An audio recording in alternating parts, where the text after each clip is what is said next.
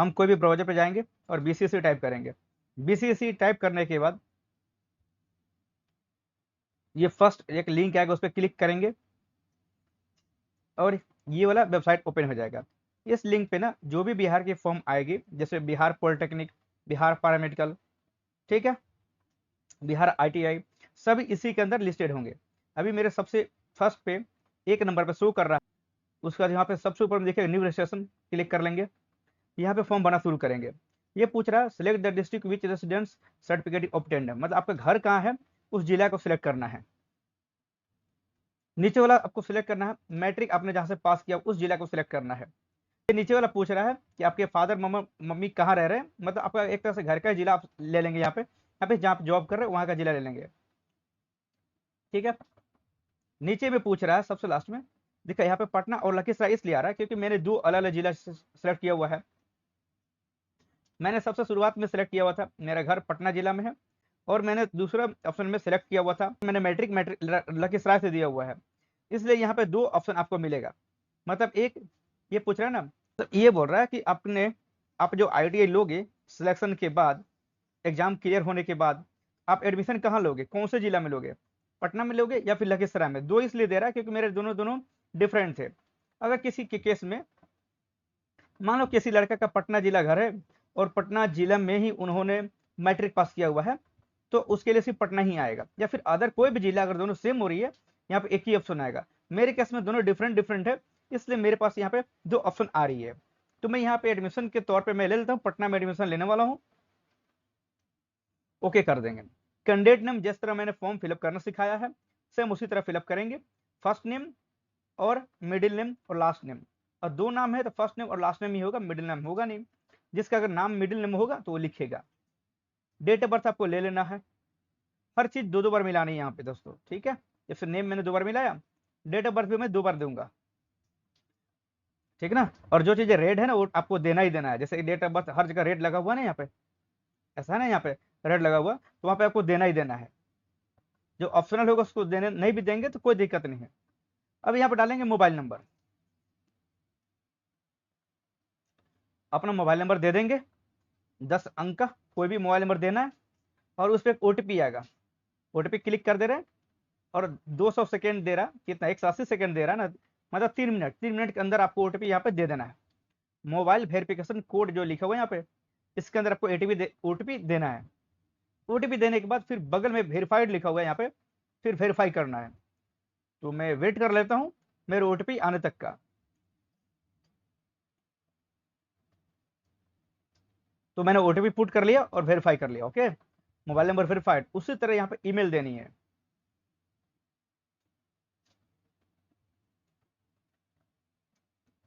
यहाँ पे ईमेल देना है। ईमेल यहाँ पे ऑटोमेटिक आप स्मॉल भी लिखोगे तो कैपिटल खुद से कर लेगा, तो ये कोई प्रॉब्लम नहीं है। आपको यहाँ पे ईमेल पे ओटीपी भेज देना है, ईमेल की ओटीपी आएगी और आपको फिर से वेरीफाई ईमेल को भी कर लेना है। दोस्तों ये भी 3 मिनट के अंदर ही होना चाहिए। 3 मिनट से ज्यादा लेफ्ट हो जा रही है, आप रिसेंड कर देंगे कि दोबारा ओटीपी जाएगा और उस ओटीपी को फिर से फिल करेंगे। तो देखो 3 मिनट वेट कर लेते हैं, उस मिनट के अंदर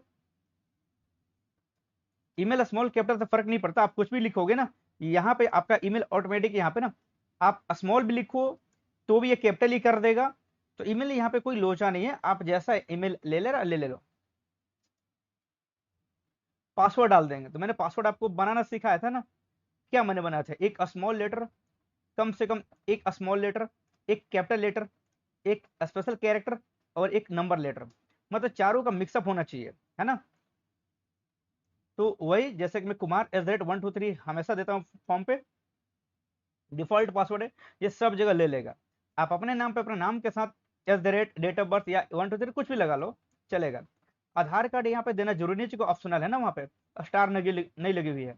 जिसके अंदर स्टार लगी है उसको देना ही देना है, जिसके अंदर स्टार नहीं लगी वो ऑप्शनल है। अब सिक्योरिटी क्वेश्चन में आपको कुछ ना कुछ इसमें से एक देना पड़ेगा, इसलिए हिंट दे रहा है ये। अगर आपने पासवर्ड मिस कर दिया, आपसे पासवर्ड लॉस्ट कर गए या फिर आपका पासवर्ड भूल गए ना, तो ये सिक्योरिटी क्वेश्चन और उसके आंसर की मदद से आप पासवर्ड को रिट्राइव कर सकते हो, मतलब पासवर्ड को आप यहाँ पे दोबारा प्राप्त कर सकते हो। फिर यहाँ पे सिक्योरिटी पिन मतलब कैप्चा फिल करनी है और साइन अप क्लिक करना है।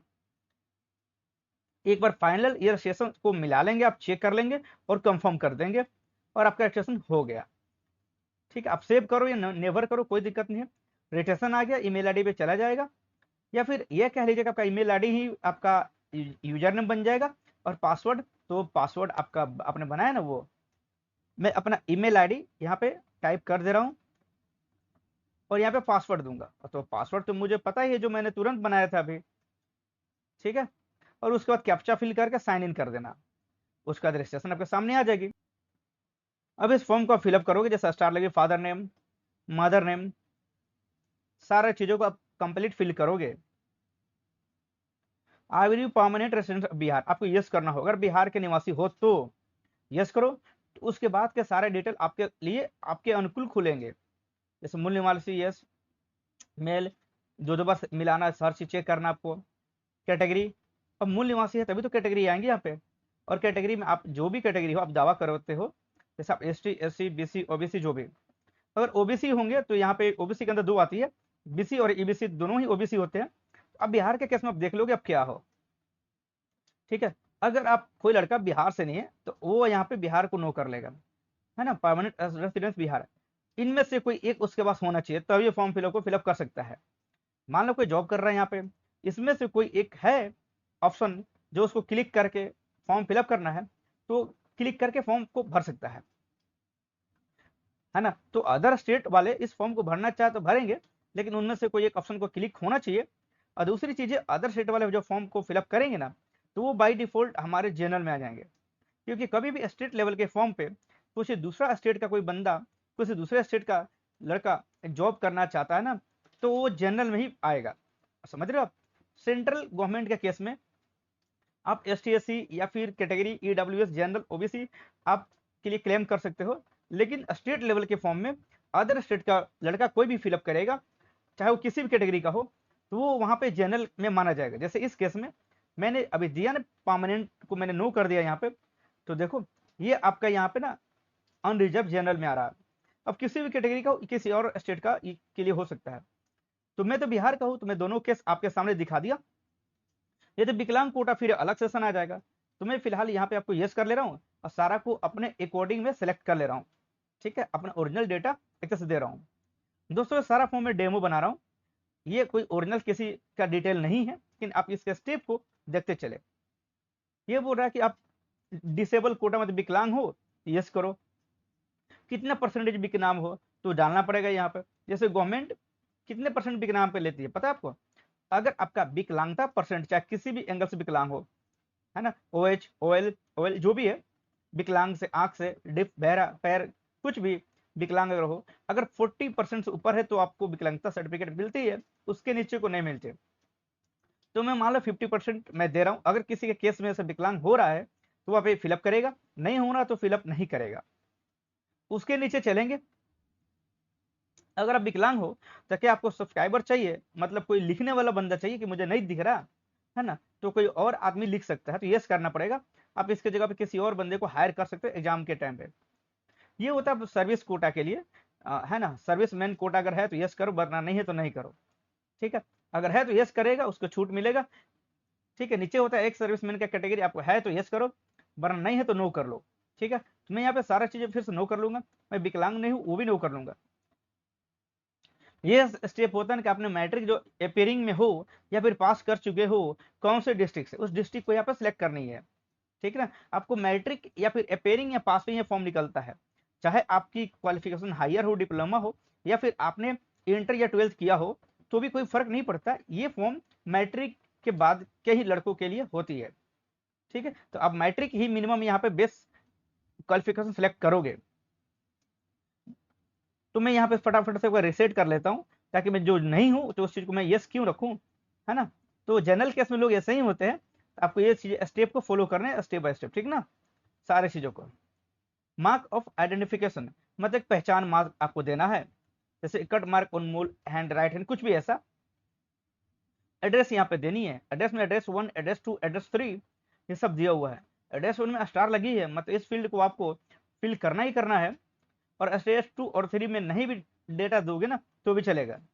ग्रामीण एरिया के केस में एड्रेस 1 में आप विलेज डाल सकते हो, और एड्रेस 2 में आप पोस्ट डाल सकते हो, एड्रेस 3 में आप ये थाना डाल सकते हो। Police station. बाकी एड्रेस आप चाहो तो कंप्लीट फिल कर लो, अब नहीं फिल करना तो आप नहीं भी फिल कर सकते हो, ठीक है, आपको फिल देना है यहाँ पे। लेकिन जिधर जिधर स्टार लगी होगी वहां पे आपको फिल करना ही करना है। ये चेक के लिए होता है, अगर चेक करते हो आप तो ऊपर की डिटेल नीचे पेस्ट हो जाएगी, मतलब आपकी ना परमानेंट एड्रेस और कॉरेस्पॉन्डेंस एड्रेस सेम हो जाएगा। अगर आपके केस में नहीं है, आप कहीं और रहते हो, आपकी घर कहीं और है, आप परमानेंट एड्रेस और कॉरेस्पॉन्डेंस एड्रेस चेंज होगा। ऊपर वाला परमानेंट एड्रेस है, अस्थायी पता, नीचे वाला कॉरेस्पॉन्डेंस एड्रेस है। देखो मैं सबमिट करता हूँ, सबमिट नहीं लेता क्योंकि यहाँ पे पूछ रहा है ना स्टार दिया हुआ है, अभी मैं सबमिट करके सेव कर ले रहा हूँ। सबसे इंपॉर्टेंट टॉपिक आपका ये आएगा फोटो सिग्नेचर को लेकर। इस फॉर्म को फिलअप करना बहुत ही आसान है, लेकिन फोटो और सिग्नेचर को ये यहाँ पे ना डेटा को देना बहुत ही मुश्किल है। इस फॉर्म को ज्यादातर लोग नहीं फिल कर पाते हैं क्योंकि फोटो और सिग्नेचर रिसाइज नहीं कर पाते हैं। दोस्तों मैं आपको हिंट के लिए बता दूं, ये फॉर्म आपका रिसाइज तो करना पड़ेगा फोटो को, फोटो जेपीजी में होना चाहिए, और दूसरी चीजें 100 केबी के अंदर होनी चाहिए, और तीसरी मुख्य बातें होती है जो पिक्सल में होने चाहिए, जिसको डायमेंशन भी बोलते हैं। मतलब आपका जो फोटो होगा उसका पिक्सल यहाँ पे दिया हुआ है। अगर कोई फोटो है 200 पिक्सल वाइड मतलब चौड़ा, 250 पिक्सल हाइट मतलब लंबा, है ना, मतलब फोटो की ऊंचाई लंबाई और चौड़ाई होती है ना, 250 गुने 200 लेना है, लंबाई 250, 200 चौड़ा, और फोटो को क्रॉप करके और 100 केबी के अंदर में डालोगे तभी आपका फॉर्म ये काम करेगा। तो हम चलते हैं, पहले फोटो को बना लेते हैं, ठीक है।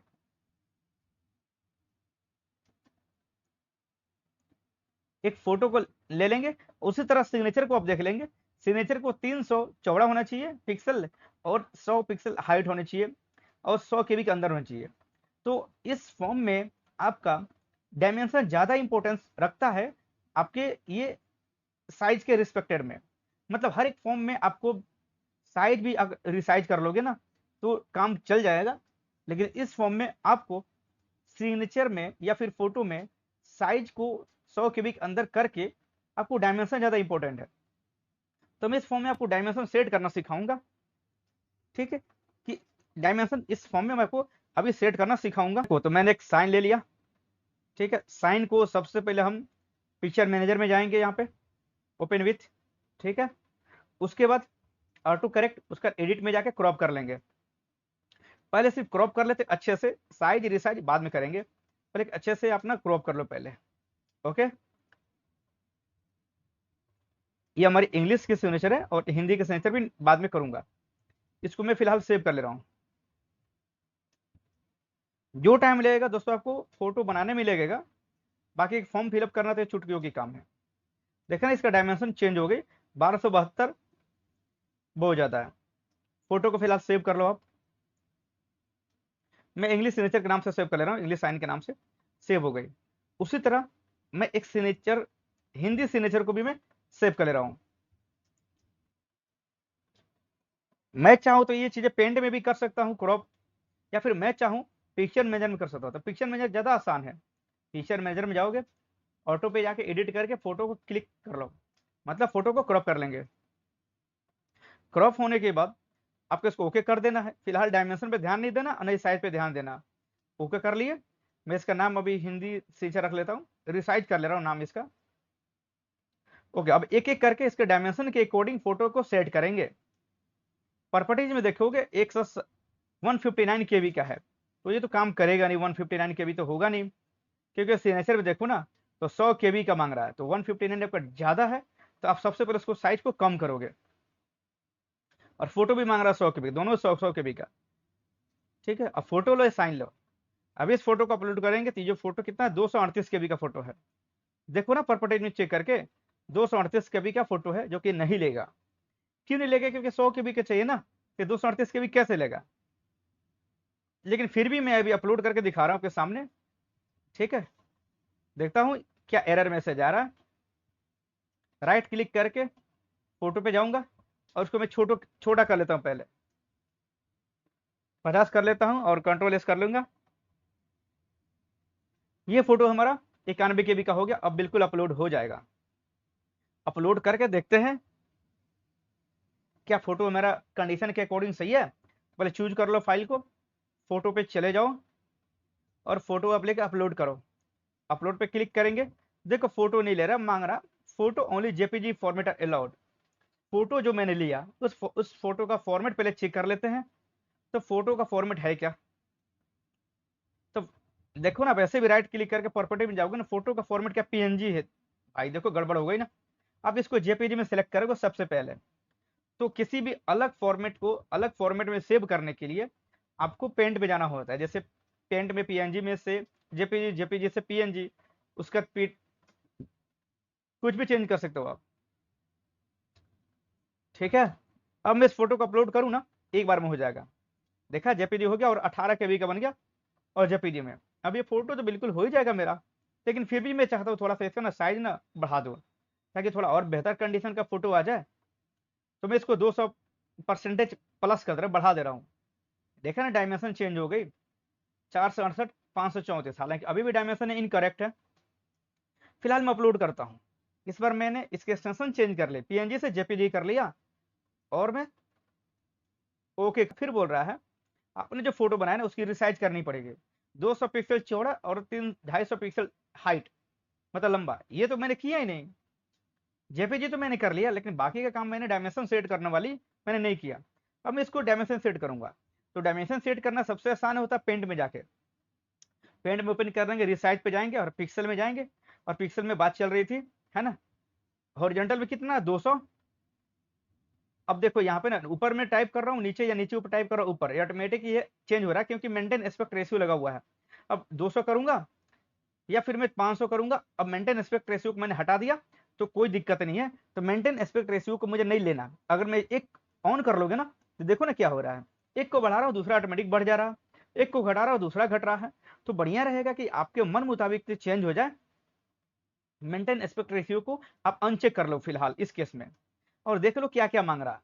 200 250 हाइट। अब इस डेटा को वहां पे फिल कर लो, 250, ठीक है। और ये कर लो ओके। इसको आपको बिल्कुल ही फोटो परफेक्ट है, कंट्रोल एस करके सेव कर लेना, और आपको इस पर अपलोड कर लेना है। अब चेक करने चाहो कर लो चेक जाके। 14 KB का है और जेपीजी भी है और डायमेंशन तो सेट है ही, ठीक ना। अब इसको देखना चाहते सब कुछ,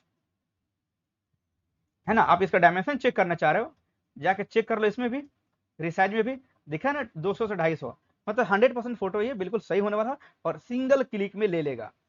देखना ना अभी, ओके ले लिया ना, है ना।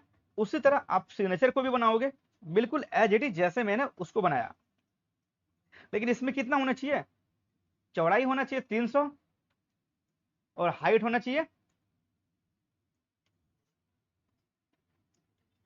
चौड़ाई 300 हाइट कितना 100, है ना। नहीं ले रहा है क्योंकि 3 KB से 100 KB होना चाहिए। तो रिसाइज कर लेते हैं, और ओके। तो मैं पहले रिसाइज करता हूँ, तो देखता हूँ मेरे सिग्नेचर जो है उसकी साइज कितनी आ रही है। राइट की देखो ना 159 KB का आ रहा है। तो ये बहुत ज्यादा गड़बड़ है, इसको छोटा करना पड़ेगा ना 100 KB के अंदर में। तो यहाँ पे जाके आप 100 KB का अंदर कर लो, मतलब यहाँ पे 50% कर लेंगे, तो ये 100 के नीचे आ ही जाएगा। कंट्रोल एस कर लेंगे, उसके बाद देखेंगे कितना केबी का हो, 52 KB का हुआ। अब रिसाइज भी कर लो ना, देखो यहाँ पे ना प्री डिफाइंड साइज दिया हुआ, उसके अकॉर्डिंग भी आप चाहो तो चेक कर सकते हो। देखो ना यहाँ पे कितना है, 300 वाइड पिक्सल, 100 हाइट पिक्सल। ये अगर उसके अंदर प्री डिफाइंड के अंदर मिल रहा है तो ले लो, अगर नहीं मिल रहा तो कस्टम पे चले जाओ, और यहाँ पे टाइप कर लो 300, और ये बगल में टाइप कर लो 100 और कर दो ओके, है ना। नीचे में ओके कर लेंगे, तो देखेंगे यहाँ पे कितना पिक्सल हुआ, 300 गुने 100 पिक्सल। राइट है, सही चल रहा। कंट्रोल एस करके सेव कर लेंगे। मतलब यहां से भी आप चाहो तो रिसाइज कर सकते हो। अब जाओ यहां से और ओके करो। एक बार में ये फॉर्म, एक बार में ये सिग्नेचर लेने वाला है। इंग्लिश क्लिक करेंगे, अपलोड करेंगे, दिखा, हो गया ना। उसी तरह हिंदी सिग्नेचर को भी फिर से बना लेना है। हिंदी सिग्नेचर का भी गाइडलाइन सेम है, 300 पिक्सल से 100 पिक्सल और 100 KB के अंदर में। तो चलते हैं फिर से हिंदी सिग्नेचर को ले लेते हैं। देखो ना हिंदी सिग्नेचर को इस पर मैं पेंट में लेकर चलूंगा, वो भी ज्यादा आसान रहता है। और दूसरी चीजें, अगर आप यहाँ पे पिक्चर मैनेजर में ले जाओगे इससे भी कर सकते हो। तो पिक्चर मैनेजर में लेके कोशिश करता हूँ। कभी कभी पिक्चर मैनेजर एग्जैक्टली आपका ना काम नहीं कर पाता है, तो रिसाइज वाली काम है ना, जो पिक्सल को चेंज करने वाली काम है ना, आपको पेंट में ही करना होगा। देखो ना मैं इसमें रिसाइज कर रहा हूँ इस फॉर्मेट को, इस मतलब सिग्नेचर को हिंदी वाली। इसके अंदर तो कोई नहीं है, मैं कस्टम कर लेता हूँ और ओके करता हूँ। देखो इस बार ना 266 गुने 100 रह गया, मतलब ये मेरा नहीं लेने वाला है, क्योंकि 300 इंटू 100 पिक्सल होनी चाहिए और मेरे 266 पिक्सल रह गया, तो मेरा ये डायमेंशन कम पड़ गया। अब मैं अपलोड करता हूँ, जहां तक उम्मीद करता हूँ सिग्नेचर नहीं अपलोड होगा। हिंदी में ले लो, करो ओके, और देखा नहीं लिया ना, बोल रहा ना सिग्नेचर एग्जैक्टली मैच होनी चाहिए। अब इस कंडीशन में क्या करोगे दोस्तों, अगर आपका ये विंडोज पिक्चर मैनेजर से भी अगर रिसाइज ना हो तो आपको जाना पड़ेगा पेंट में, क्योंकि पेंट क्या है, देखो विंडोज पिक्चर मैनेजर से ना आप यहाँ पे कभी कभी रिसाइज नहीं होती है ना, इसका पिक्सल रह गई कम ना, पिक्सल प्रॉपर नहीं हुए, आप कितना हो चेंज कर लो, लेकिन वो ना देखो फिर से गड़बड़ हो जा रहा है ना, 100 गुना से ले रहे तो नई क्वालिटी आ रही है ना, मतलब जो चाहिए हमको एग्जैक्ट साइज चाहिए वो साइज यहाँ पे नहीं मिल रहा। इसके लिए पेंट में ओपन करोगे, पेंट में 100% एग्जैक्ट साइज मिलता है। ओके करके मेंटेन एस्पेक्ट रेस को 300 कर देंगे और नीचे का 100 तो है ही, और ओके कर देना है, ठीक है। और ये रहा बिल्कुल 100% सही, आप इसको देखेंगे अपलोड करके, आप चाहो तो चेक कर सकते हो दोबारा फिर से, है ना। अब इस बार ले लिया ना पूरा, क्योंकि मैंने पेंट से किया हुआ है।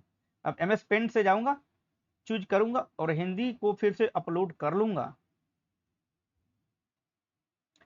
ले लिया ना, ओके है, 100% ओके। अब चलते हैं नेक्स्ट, ठीक है। बैक टू एडिट पे तो एडिट कर सकते हो, सेव एंड कंटिन्यू पे आप आगे बढ़ सकते हो, तो मुझे सेव एंड कंटिन्यू करके आगे बढ़ जाना, एडिट नहीं करना। आगे बढ़ता हूँ, नेक्स्ट स्टेप में हमारी आती है क्वालिफिकेशन, दिखा ना आपके सामने, registration, personal detail, photo, signature, qualification. उसके बाद एप्लीकेशन प्रीव्यू, फिर पेमेंट करना और फॉर्म कंप्लीट हो जाएगी, प्रिंट निकाल लेंगे। बहुत ही आसान फॉर्म है। यहाँ पे 10th की डिटेल डालनी है, यहाँ पे 12th की डिटेल नहीं डालनी, आपको सिर्फ परमानेंटली यहाँ पे 10th ही डालनी है। तो मेरा जो भी स्कूल का नाम है मैंने दे दिया, जो भी आप बोर्ड से, जैसे Bihar board, CBSE, other board जो भी हो, आप यहाँ पे ले लोगे। मैंने पासिंग की हुई, अपनी पासिंग का डिटेल दे रहा हूँ। ये सारी चीजें आपको अपने मार्कशीट या फिर सर्टिफिकेट के अकॉर्डिंग देने, जो आप 10th वाले होंगे, ठीक है। आप ये फॉर्म ना 10th के अपेयरिंग पे भी फिलअप कर सकते हो, और पासिंग स्टेटस की जगह पे ना आपको अपेयर लिखना पड़ेगा, ठीक है। तो देखो ना 495 में नंबर लाया, ये सारी डेमो चल रही है। हो गई आपकी प्रीव्यू। अब प्रीव्यू सारा चीज एक बार कंप्लीट मिला लोगे, ठीक ना, कि आपने सही लिखा गलत लिखा। अगर लग रहा है कि आपने गलत किया, आप फिर से चेक कर सकते हो। आपको डिक्लेरेशन को चेक करना पड़ेगा, और डिक्लेरेशन यहाँ पे 3 दिया हो, है ना, देखना पड़ेगा कि मैंने जो भी फॉर्म फिलअप किया हुआ सत्य भरा हुआ। अगर मैं गलत करता हूँ तो मेरा एडमिशन गलत माना जाएगा, कानूनी कार्रवाई भी की जा सकती है, बहुत सारी चीजें यहाँ पर इंस्ट्रक्शन रहता है, ठीक है। उसके बाद आपको लास्ट में आके प्रोसीड टू पेमेंट पे क्लिक कर देना है। बैक टू पे एडिट पे जाके चेंज कर सकते हो, प्रोसीड पेमेंट पे पेमेंट करना है, 750 पेमेंट आ रही है, 750 की, और ट्रांजेक्शन चार्ज जो ऐड होनी होगी कुछ ऐड होता है इस टाइप के फॉर्म में। आगे जाओगे बिल डिस्प्ले पे यहाँ पे आएगी, आपको यहाँ पे डेबिट कार्ड या क्रेडिट कार्ड लेना या फिर नेट बैंकिंग लेनी, इसमें आपको UPI का ऑप्शन नहीं है, ठीक है। आप पेमेंट सबको सक्सेसफुल कर लोगे ना OTP के डाल के, फिर आप नेक्स्ट स्टेप पे आओगे, आप स्टेटस चेक करोगे, तो यहाँ पे बताएगा आपका योर एप्लीकेशन कंप्लीट है सक्सेसफुली। जो मेरे केस में इनकम्प्लीट है, आपके केस में इनकम्प्लीट बताएगा, क्योंकि आपने पेमेंट किया हुआ है। मैं तो पेमेंट क्लियर नहीं कर रहा, क्योंकि मैं डेमो ले रहा हूँ ना, बस आपको समझाने के लिए। फिर स्टेटस चेक कर लो आप, ठीक है। अगर चेंज करनी है करो, नहीं करनी है मत करो, लेकिन फाइनल आपको फॉर्म तो ओरिजिनल भरना है, आपको यहाँ पे ना पेमेंट करना ही पड़ेगा। पेमेंट नहीं करेंगे तो फॉर्म कंप्लीट नहीं होगा और फाइनल प्रिंट आउट नहीं निकलेगा। जैसे दिखा ना ऊपर में ना, स्टेप बाय स्टेप चल रही है। ये फॉर्म प्रीव्यू जो है इसके बाद आएगी, उस फॉर्म प्रीव्यू, और उसके बाद आपको पेमेंट, फिर फाइनल प्रिंट आउट। ये सभी चीजें करने के बाद आपको रख लेना है इस रिसीविंग को, और जब एडमिट कार्ड आएगा तो एडमिट कार्ड डाउनलोड करना है, एग्जाम देना है, और फिर आपके मार्क्स बन जाएंगे। उसके बाद आपकी फिर काउंसलिंग प्रोसेस स्टार्ट होगी। ओके दोस्तों, तो मैं उम्मीद करता हूँ वीडियो आपको बहुत अच्छे से क्लियर समझ में आया होगा। आपने इस वीडियो में खासकर फोटो और सिग्नेचर बनाना सीखा हो, काफी बेहतर तरीकों से आपको फोटो और सिग्नेचर बनाना सिखाया है। ओके दोस्तों, उम्मीद करता हूँ वीडियो आपको समझ में आया होगा। Thank you.